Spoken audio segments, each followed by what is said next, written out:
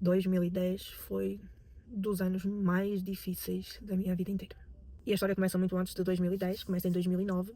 Na realidade, eu tinha que vos contextualizar um bocadinho da minha história antes, mas vamos começar com 2009, que foi quando eu comecei a me converter do cristianismo católico para o evangélico. Foi quando eu comecei a visitar a igreja pela primeira vez e eu comecei a compreender como é que as coisas funcionavam ligeiramente. E quando o Paulo começou a torar, literalmente, na minha vida, e 2010 foi assim para tentar me derrubar de uma forma terrível. Então bora começar. E a história começa muito antes, mas em março de 2009 eu visitei uma igreja evangélica pela primeira vez, porque eu trabalhava com uma moça que era evangélica e ela cantarolava durante o dia inteiro as músicas da igreja dela, que eram muito animadas, muito alegres e tinham ritmos muito bons, né? Diferentes da igreja católica, que era uma chatice absurda. Então eu comecei a ouvir ela cantar, eu comecei a ouvir ela falar, eu perguntei várias vezes e quis saber como é que funcionava. Ela contou-me basicamente como é que era a liturgia do culto, o que é que faziam, para que é que servia. Ela foi-me evangelizando literalmente durante cerca de 3 meses e eu quis visitar. Eu quis ir. O problema é que eu tinha um relacionamento naquela altura meio complexo. E sempre que eu marcava de visitar a igreja, a pessoa aparecia. Sem termos nada marcado, tá? Porque eu tinha dias de namoro. Naquela altura não se namorava todos os dias. E nós tínhamos dias fixos de namoro, que não era nos dias do culto, mas sempre que eu marcava de ir com ela na igreja e eu deixava tudo pré-programado, tudo pré-organizado, a criatura aparecia. Eu visitei a igreja a primeira vez no final de março e daí para a frente foi só para trás. Eu descobri que ele me estava a atrair, eu fiz uma bagaceira com essa descoberta, que eu espalhei a bosta no ventilador e contei para toda a gente que estava envolvido. O negócio fedeu, assim, foi um ano complexo, tá? Aí eu converti, em abril eu fiz a confissão de fé, eu aceitei Jesus, comecei a caminhar, tive diversos problemas durante esse ano, muitas coisas complexas que a gente pode contar num outro vídeo. Se vocês quiserem saber, vocês comentem e digam que aí a gente fala só do ano da conversão, que foi 2009.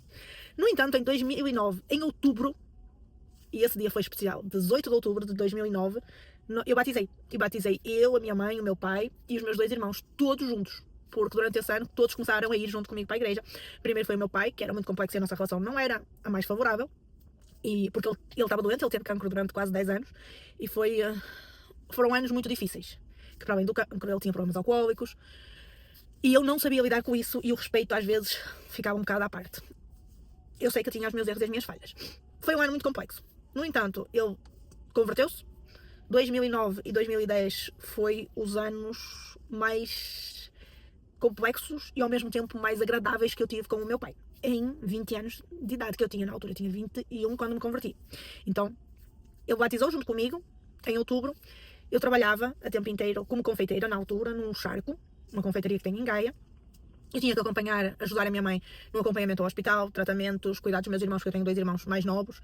Então nós revezávamos para fazer tudo o que podíamos. 2010 chegou e as coisas foram se complicando. Durante a caminhada curta que a gente tinha, eu orava muito e eu buscava muito a Deus, porque eu tinha muito problema, eu não sabia lidar com a perca. E o medo do meu pai falecer era muito grande. No entanto, eu orava com convicção que Deus podia curar. Porque eu já tinha visto Deus fazer isso. Mesmo através da minha vida. Nós tivemos uma situação que nós orávamos na casa das pessoas e nós recebemos um pedido de oração de uma pessoa que morava até ligeiramente perto de mim e o irmão dessa pessoa estava extremamente debilitado, com a saúde muito fragilizada, muitas partes do corpo afetadas por a doença, e nós oramos por ela, eu e outra pessoa, e essa pessoa foi curada. Tanto que ela vive até hoje. Se eu olhar assim, às vezes é complexo olhar só para a câmera, porque eu tenho pessoas a passar e elas acham que eu sou maluca. Então às vezes eu dou uma olhadinha assim para o lado para ver a pessoa a passar. Então, o que eu estava a dizer? Esse rapaz por quem a gente orou, que estava extremamente debilitado, já assim com um pé na cova, ele foi curado, restaurado, vivo até hoje. Incrível, não é? E eu vi ao longo de 2009 e no início de 2010 vários milagres acontecer. E eu buscava muito em oração e jejum, então eu recebi vários dons do Espírito Santo, eu via através dos outros, e durante o início de 2010 eu recebi muitas palavras proféticas de que o meu pai seria salvo, meu pai seria curado. E eu criei no meu coração uma uma credibilidade naquilo muito grande. Eu não media a profecia. E eu não media quem estava a entregar a profecia. O meu emocional estava tão abalado que eu não conseguia ponderar e analisar, como Paulo dizia para a gente fazer na Bíblia, né? Que a gente tem que analisar tanto o que está a ser dito como a profecia como o profeta. Não é duvidar, mas que a gente tem que analisar. E eu não conseguia. O meu emocional não deixava. Eu acreditava tanto, que Deus tinha poder e poderia curar o meu pai. Eu tinha tanta certeza que ele seria curado que para mim era impensável pensar no resto. O meu pai ficou pior. Em abril, no final de abril, o meu pai ficou pior. O meu pai tinha muitas dores. O meu pai já não dormia nem 1 hora por dia. Com a quantidade de dores que tinha, o meu pai tomava morfina.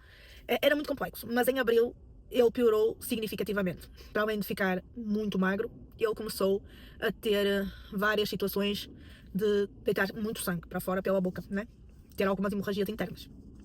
E em maio, no início de maio, foi logo no primeiro dia, dia 1 ou dia 2 de maio, eu tinha saído do trabalho, eu estava em casa, estava a tomar banho e o meu pai pediu-me ajuda porque ele estava a sangrar mais do que era normal. Eu levei meu pai para o hospital, eu internei com ele, fiquei lá, eu acompanhei todo o meu pai no serviço de urgência, eu acompanhei todo o internamento, ele estava assim com as unhas meias acinzentadas e a pele muito amaroada, ele não estava muito bem de saúde. Eu deixei meu pai internado nas urgências porque ele teve que ficar literalmente internado e porque não havia quartos na aula que ele precisava de ir, então ele estava à espera de vaga. Ele ficou 2 dias no internamento das urgências. Não tinha visitas com frequência. A única pessoa que conseguia visitar mais era a minha mãe, que conseguiu visitar e vê-lo nas urgências e deixaram-no cair, porque ele estava muito fraco e deixaram-no ir à casa de banho sozinho e ele machucou-se, bateu com a cabeça. Passaram-no para o internamento em cima e não me deixaram vê-lo no dia em que ele pediu-me para eu levar uma Bíblia, em maio. Foi muito complexo. Era uma quinta-feira e ele tinha-me pedido uma Bíblia, um leitor de CDs, um Walkman, um rádiozinho para ele ouvir música, porque na altura não havia MP3 assim, essas coisas. Ele pediu-me um rádiozinho para ouvir música, porque ele gostava, e ele cantava muito aquela música Remove a Minha Pedra. Remove minha pedra, me chama pelo nome, muda a minha história. Linda essa música. Ele cantava muito isso. Aí eu fui levar o carregador do telefone dele, a Bíblia, o MP3 e a enfermeira não me deixou entrar. E sabe quando bate um desespero? Quando tu tens certeza absoluta que tu precisavas de entrar. Eu fui para casa desesperada, chorei imenso. E a minha mãe não compreendia, dizia, não, mas está tudo bem, não te preocupes, amanhã tu vais lá, não sei o que, assim, eu tinha que ter entrado hoje. Ela não me deixou entrar. A culpa era do meu patrão, porque ele não me deixou sair a tempo, e eu não cheguei a tempo da visita. Quando eu cheguei tinha passado 1 minuto da hora da visita e ela não me deixou entrar. Naquele dia nós tínhamos culto de oração na igreja à noite, sexta-feira, e eu fui para a oração. Naquele dia eu não consegui orar. Naquele dia foi muito complexo. Eu sentia uma aflição, uma angústia, uma dor absurda, interna. Eu chorava. Eu chorei durante 3 horas seguidas. Mas não chorei de cair lágrimas só, eu chorei de me faltar o ar. Oraram por mim na igreja, né? Falaram algumas coisas, mas nada acalmava o meu coração. Eu fui para casa e durante a madrugada o meu pai falou com a minha mãe, no início da noite. Já passava da meia-noite, mas ainda era início. Ele falou com a minha mãe, ligou para ela e tal, conversou com ela e eu não sabia. Eu estava a dormir, foi a minha mãe que me contou depois. Era cerca de 5 horas da manhã, 4h30, 5 horas da manhã. O meu telefone toca e era do hospital. A médica, supostamente do meu pai, a ligar porque precisava falar com a minha mãe. Eu achei nitidamente que seria ela a dizer que o meu pai precisava de alguma coisa, porque o meu pai, quando precisava de alguma coisa, não dava sossego até nos comunicarem. E eu achei que, como estava muito frio, e ele era muito friorento, que ele queria uma camisola. E disse-lhe, não precisa de esperar pela minha mãe, pode-me contar o que é que o meu pai precisa. E a notícia veio que nem uma bomba. Disse, menina, o seu pai acabou de falecer. E ela deu o horário. Com uma hemorragia interna, ele morreu sufocado. A notícia bateu assim em mim, que nem um balde de água gelada, tipo um cubo de gelo a bater na minha cara. Eu fiquei sem reação. A minha mãe tinha ouvido o telefone a tocar, então levantou-se e estava na porta do quarto. E ela entendeu para a minha reação que o negócio estava muito feio e que não havia grande coisa a fazer. Na altura em que o meu pai morreu, o meu avô estava internado com cancro também, 3 portas à frente do corredor dele. Nós tínhamos descoberto o cancro do meu avô há pouco tempo. O meu avô tinha 2, 3 meses que estava doente, com a descoberta desse cancro. O meu pai viveu 10 anos com o cancro, em tratamentos, foi aberto em operação e fechado porque já estava com metástases, então não se conseguiu fazer nada. O meu avô tinha 2, 3 meses que tinha-se descoberto e estava internado na mesma aula que o meu pai. Nós fizemos o funeral do meu pai sem contar nada ao meu avô e foi um beco assim, um estouro emocional muito grande para mim, porque a minha mãe não tinha estrutura para organizar e quem teve que comunicar todos os familiares, ligar para a agência funerária, tratar do funeral, fazer tudo, fui eu. E eu estava a fazer tudo meio offline. Sabe quando vocês desligam assim e parece que a ficha não caiu? Pois é. Durante o funeral do meu pai houve várias peripécias complexas. A minha madrinha de batismo católico decidiu fazer um filme na porta da nossa igreja, onde meu pai estava a ser velado, dizendo que eu não tinha escrúpulos e que não queria saber mais de mim, e porque eu era uma hipócrita, porque eu tinha trocado de religião e porque eu não podia fazer. Olha, foi um filme contado assim, parece soft, mas ver uma mulher enorme, porque a minha madrinha era grande, a fazer barulho, peixeirada, à porta de uma igreja onde estava a haver um funeral, foi nítido, foi assim cena de filme. E tivemos algumas peripécias com familiares do meu pai, que, pronto, foi complexo o funeral do meu pai. Até a hora da saída para o cemitério, eu acreditava no milagre. Eu passei a noite fúnebre, porque nós passámos 1 dia e meio na igreja durante o período de funerário, não é? Aquele período que a gente acompanha o corpo, não sei se é assim que se diz. E eu virei a noite lá. E eu orei constantemente para que Deus levantasse o meu pai do caixão. E eu acreditei no milagre até à hora em que jogaram a primeira pá de terra em cima do caixão. Eu acreditava que ele podia se levantar e que Deus podia curar até a primeira pá de terra cair em cima do caixão. Foi muito complexo me levantar desse beco, porque saber que Deus podia ter curado e não estava nos planos dele curar foi muito doloroso. Mas piorou, tá? Piorou porque nós tivemos que contar ao meu avô que meu pai tinha morrido. O meu avô estava a fazer hemodiálise, a troca de sangue. O meu avô decidiu parar de lutar. Porque se o meu pai tinha vivido 10 anos com o cancro e tinha morrido, ele não se ia dar ao trabalho. Porque ele ia morrer e ia, então, para que ele lutar? Ia morrer cansado. Então ele desistiu de viver. E junho, julho e agosto foi dos meses mais difíceis que eu tive. Porque mesmo em meio a toda a dor que eu estava a sentir, em todo o desespero que eu estava a digerir, tinha uma pessoa doente e que eu precisava de evangelizar, porque a única certeza que eu tinha era que mesmo que o meu avô morresse, como o meu pai morreu, eu teria a oportunidade de os ver na glória. Se eles morressem salvos, ainda há uma chance de eles reencontrar. Então eu passei 3 meses a falar de Jesus para o meu avô, a evangelizar, e o meu avô intacto, não se movia em favor de Deus, não se comovia. Até que meu avô foi internado em agosto e ficou muito, muito ruim. Meu avô em agosto, ele faleceu depois no dia 20 de agosto, mas até chegar esse dia foi muito complexo. Ele piorou muito, ele ficou muito debilitado, ele ficou muito, muito, muito, muito, muito magro. E ver o meu avô definhar, que foi o meu avô que me criou, era muito complicado. E continuar a evangelizar e continuar a falar, avô, mesmo que tu não acredites, Jesus pode te curar. Jesus pode curar o corpo físico, mas Jesus pode curar principalmente a tua alma. Ele perdoa os teus pecados, Ele perdoa os teus erros, Ele perdoa as tuas falhas. E eu fui evangelizando, até que no dia em que o meu avô morreu, eu estava a trabalhar e eu ia trabalhar até mais tarde nesse dia e eu comecei a ficar desesperada. Começou-me a bater uma aflição muito grande e eu avisei o meu patrão que me vinha embora porque eu precisava de ir ao hospital ver o meu avô, porque o horário de visita era aquele e eu não podia deixar passar. Isto foi a maior briga dentro do meu trabalho, porque eu ouvi que a minha obrigação era trabalhar, que a única responsabilidade que eu tinha que ter era com o meu trabalho. Foi E aí, eu ouvi coisas dos meus patrões que não cabem na cabeça de ninguém. Principalmente com alguém que tem um familiar tão gravemente doente como eu tinha.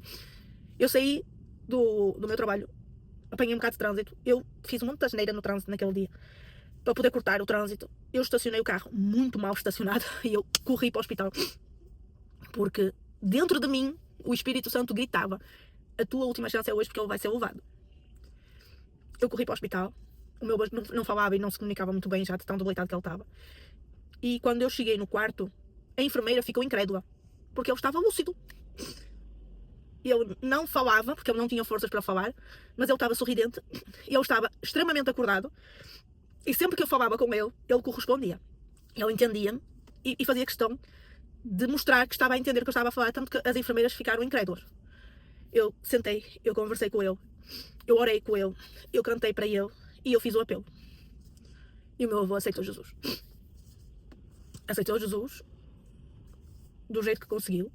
Eu orei por ele, despedi-me dele, porque nós sabíamos que ele ia morrer. Eu sabia e ele sabia. Então eu despedi-me dele e saí de lá com a certeza que eu receberia a chamada de informação. Eu fui para casa, conversei com a minha mãe na cozinha e disse: mãe, eu tenho plena convicção que o avô vai morrer hoje. Aconteceu assim, assim, e expliquei. Eu fui no hospital, ele estava bem, ele estava lúcido, ele percebeu tudo o que eu estava a dizer. Ele conversou comigo da forma que deu, não foi com palavras, né, mas ele interagiu comigo.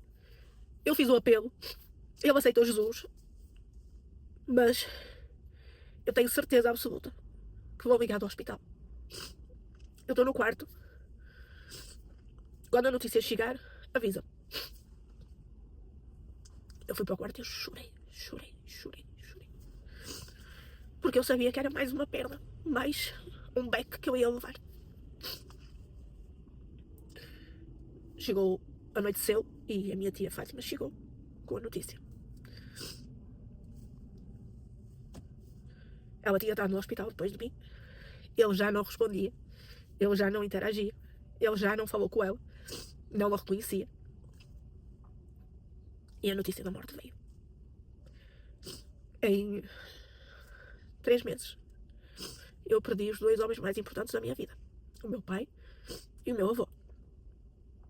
E o back foi tão grande emocionalmente, eu estava tão abalada, que o patrão que eu tinha naquela altura, que era o cão em forma de gente, falou para mim que se eu quisesse ficar de licença sem vencimento, que eu podia, porque eu não estava em condições de trabalhar.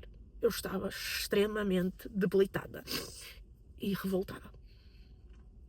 E eu passei uns meses remoendo aquilo dentro de mim.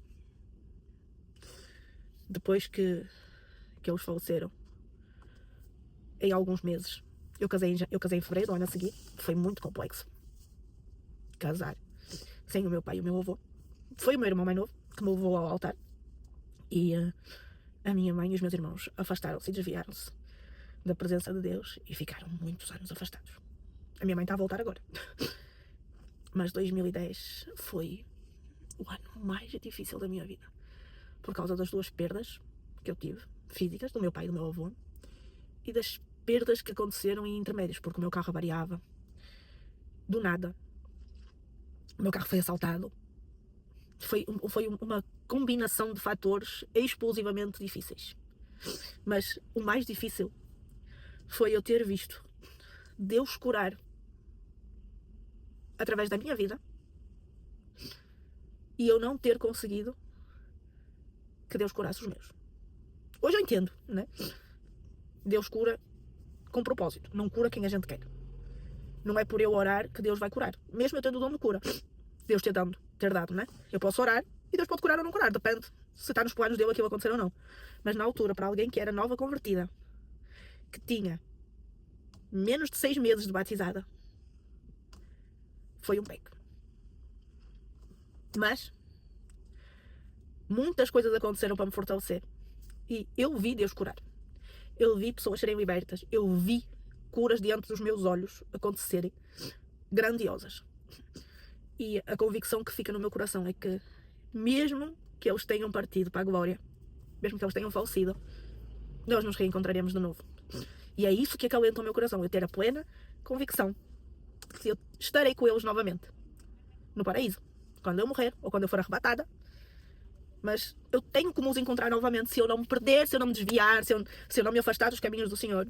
Eu tenho como os encontrar outra vez. E é isso que traz paz ao meu coração. Espero que este testemunho edifique a tua vida. Eu senti muita vontade de compartilhar com vocês o ano mais difícil da minha vida. E tem três dias que isto está aqui dentro de mim a remoer. Então eu decidi gravar para vocês. Espero que vocês sejam edificados. Espero que traga fé ao vosso coração. E se vocês gostam de falar sobre Deus, acompanhar mais sobre Deus, conhecer mais sobre Deus, ouvir mais testemunhos como este, que eu tenho milhares de testemunhos, tenho 16 anos que eu estou convertida, me sigam, subscrevam o canal, curtam, deixa a tua opinião nos comentários, compartilha comigo qual foi assim o ano mais desafiador e porquê, que eu vou ter muito gosto de te ouvir e orar por ti também, assim como eu creio que vocês orarão por mim e me ajudarão a continuar a caminhar na direção certa. Deus abençoe.